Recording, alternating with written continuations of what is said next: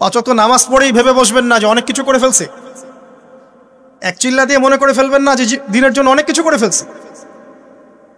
একটা হজ করেছেন, ওমরা করেছেন, সিয়াম রেখেছেন, দিনের জন্য দান সদকা করেছেন, একটা মাদ্রাসা মসজিদ করেছেন, ভেবে বসবেন না আপনি সব অনেক কিছু করে ফেলেছেন এবং অন্যরা সব ককরোচ তেলাপোকা, ওরা জাহান্নামে যাবে, এমনটা মনে করবেন। জানি না আমরা যে কার আমলের কতটুকু আল্লাহর কাছে কবুল হচ্ছে। তো এখানে এই ব্যক্তির সমস্যা ছিল এই, সে নিজের আমলটাকে অনেক ভারী মনে করছিল এবং সে স্টেটমেন্ট দিয়ে ফেললো যে তোকে আল্লাহ পাক মাফ করবে না। এই একটা কথা মন থেকে বলার কারণে তার ইহকাল পরকাল দুটা বরবাদ হয়ে গেল, সে জাহান্নামে চলে গেল। ঠিক আরেক ব্যক্তির ঘটনা আছে এমন, এগুলো সবগুলো রেফারেন্স আছে। এক ব্যক্তি প্রচুর ইবাদত করত, আল্লাহ পাক তার ইবাদত করার জন্যে পাহাড়ের চূড়ায় একটা সুন্দর ব্যবস্থাও করে দিয়েছিলেন, সেখানে ডালিম গাছ হতো, ঝর্ণা আসতো, খাবারের কোনো অভাব নাই। হাদিস এসেছে 500 বছর সে ইবাদত করেছে। কত বছর? কিয়ামতের মাঠে এই ব্যক্তির অবস্থা এমন হবে, তাকে জান্নাতে প্রবেশ করানোর জন্য নিয়ে যেতে বলা হবে যাও আমার রহমতে জান্নাতে চলে যাও। আল্লাহ পাক তাকে এই কথাটা বলবেন, কিন্তু এই ব্যক্তি বলবে আমার আমলের কারণে আল্লাহ পাক বলবেন আমার রহমতে জান্নাতে চলে যাও। ব্যক্তি বলবে আমার আমলের কারণে। আল্লাহ রাব্বুল আলামিন তখন তাকে দেওয়া সমস্ত নেয়ামতগুলোকে এক পাল্লায় করবেন আর তার সমস্ত আমলকে আরেক পাল্লায় করবেন। তারপর দেখা যাবে আল্লাহর সমস্ত নেয়ামত তার একটা চোখের সমান হয় নাই। কথা কি বুঝতে পারছেন? একটা চোখের যে নেয়ামত আল্লাহ পাকের, সমস্ত আমলও 500 বছরের ইবাদত এতটুকু হয়নি। তারপর তাকে বলা হবে ওকে জাহান্নামে নিয়ে যাও। এবার জাহান্নামে যাওয়ার সময় সে বলবে আল্লাহ তোমার রহমতে আমাকে মাফ করে দাও। তখন আল্লাহ পাক তাকে আবার ডেকে নিয়ে আসবে, বলবেন যে তোমাকে যে আমি ইবাদত করার জায়গা করে দিয়েছিলাম, এটা কি তুমি নিজে করেছো না আমি করেছি? সে বলবে আপনি করেছেন। তোমাকে যে আমি সৃষ্টি করেছিলাম তখন কি তুমি কোন আমল করেছিলে? বলবে না। তাহলে তোমাকে যে সৃষ্টি করেছি আমি, এটা কি তোমার আমলের কারণে? না। তোমাকে সারা দুনিয়াতে এত নিয়ামত দিয়েছি, এটা কি তোমার আমলের কারণে? সে বলবে না।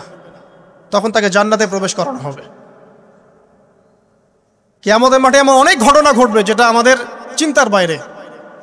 আরেকজন ব্যক্তিকে ডেকে আনা হবে, যে ব্যক্তি একটা দুটা নয় বরং 100টা খুন করেছে। সে 99 জন মানুষকে হত্যা করার পর ফতোয়া খুঁজে বেড়াচ্ছিল যে আমার তওবা কবুল হবে কিনা। একজন আবেদের কাছে গিয়েছে। আবেদ আর আলেম কিন্তু এক জিনিস না।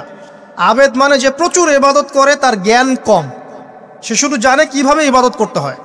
আলেম হচ্ছে সে যে শরীয়তের গভীর জ্ঞান জানে আবার ইবাদতও করে। আবার যারা জ্ঞান আছে আমল নাই, সেও কিন্তু প্রকৃত আলেম না। প্রচুর জ্ঞান আছে কিন্তু জ্ঞান অনুযায়ী আমল করে না, সেও কিন্তু প্রকৃত আলেম নন। এবার আসেন তো, এই আবেদের কাছে গিয়ে সে বলছে আমার কি ক্ষমা হবে? আমি 99টা খুন করেছি। সে বলল তোমার আবার ক্ষমা? তোমার ক্ষমা নাই। তখন এই ব্যক্তি এই আবেদকে হত্যা করে 100টা খুন পূর্ণ করলো, ওকেও সে মেরে ফেলছে। আমার ক্ষমাই হবে না তো তোর বেঁচে থাকার কি দরকার, তুইও মর। কি বুঝতে পারলেন? বর্তমান বিশ্বের উগ্র মাথার পলিটিশিয়ানদের মতো অবস্থা। আমার দেশের সমস্যা, তোর দেশ পারমাণবিক বোমের উড়াই দিব, মানে এরকম একটা অবস্থা। তো আল্লাহ রাব্বুল আলামিন এই ব্যক্তির মধ্যে একটা চেতনা তৈরি করলেন যে আমাকে তওবা করতে হবে। সে তখন সার্চ করতে লাগলো আরো কোনো আলেম আছে কিনা। এরপর অনেক দূরে একজন আলেমের সন্ধান পাওয়া গেল। সে সেখানে গেল, তাকে গিয়ে বলল আমার কি ক্ষমা হবে? সে আলেম তাকে বলল হ্যাঁ তোমারও ক্ষমা হতে পারে, যাও তুমি ইস্তেগফার করো এবং এই এলাকা থেকে অন্য এলাকায় চলে যাও। মানে যে এলাকায় তুমি অনেক দিন ছিলে, যেখানে তুমি অনেক পাপ কাজ করেছো, এখানে থাকার দরকার নাই। তওবা করে তুমি অন্য কোথাও চলে যাও, নতুন একটা জীবন শুরু করো। এখানে থাকলে হবে কি, তোমার স্মৃতিগুলো তোমাকে তাড়িয়ে বেড়াবে এবং মানুষ তোমাকে খারাপ নজরে দেখতেই থাকবে, তুমি তখন কষ্ট পাবে। এই জন্য তুমি চলে যাও। তো চলে যেতে যেতে সে রাস্তায় ইন্তেকাল করে। এবার তার রূহ নিবে কে? এই জন্য দুদল ফেরেশতা আসছেন, জান্নাতি এবং জাহান্নামী। তাদের মধ্যে বাক বিতরটা হচ্ছে কে রূহ নিয়ে যাবে। তো জাহান্নামের ফেরেশতারা বলছেন সে এতগুলো খুন করেছে, তার রূহটা আমরা নিব। আর জান্নাতি ফেরেশতারা বলছেন না, সে তওবা করতে এসেছিল, অতএব সে আল্লাহর অভিমুখী হয়েছে, তার রূহটা আমরা নিব। আল্লাহ পাক এখানে একটা কৌশল করলেন। আল্লাহ পাক ফেরেশতাদেরকে বললেন, তোমরা রাস্তাটাকে পরিমাপ করে দেখো, যেদিকে যাচ্ছিল তার পরিমাপ বেশি নাকি যেখান থেকে এসেছে ওর পরিমাণ বেশি। আল্লাহ পাক জমিনকে আদেশ করলেন, হে জমিন তুমি প্রশস্ত হয়ে যাও। এবার পরিমাপ করে দেখা গেল সে তওবার দিকে আসছিল, এর পরিমাণটা বেশি।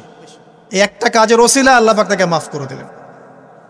মনে রাখবেন, এটা মৌখিক বিষয় ছিল না, সে মন থেকে ভিতর থেকে কিন্তু সে আল্লাহর প্রতি অনুগত হয়েছিল। এই মনের বিষয়টা আল্লাহ ছাড়া কেউ জানে না।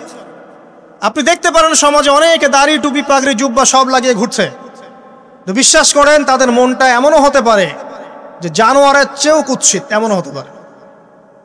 আবার আপনি দেখবেন সমাজে এমন অনেক মানুষ ঘুরছে যারা হয়তো অনেক পাপে লিপ্ত মনে হচ্ছে, কিন্তু মনের মধ্যে সততা আছে। আর যার মনের মধ্যে সততা আছে, আল্লাহ বা কোনো না কোনো দিন ইনশাআল্লাহ তাকে হেদায়েত দিবে। এটা আমরা আমাদের অভিজ্ঞতা থেকেও দেখেছি। এমন অনেক মানুষকে আমরা দেখেছি যে ড্রাগ অ্যাডিক্টেড ছিল, মিউজিক করেছে, হারাম সম্পর্কের মধ্যে ছিল, নামাজ ঠিক মতো পড়ে নাই, কিন্তু যখনই আল্লাহর কথা আলোচনা হতো দেখতাম সে খুবই শান্তভাবে মন থেকে কথা শুনছে।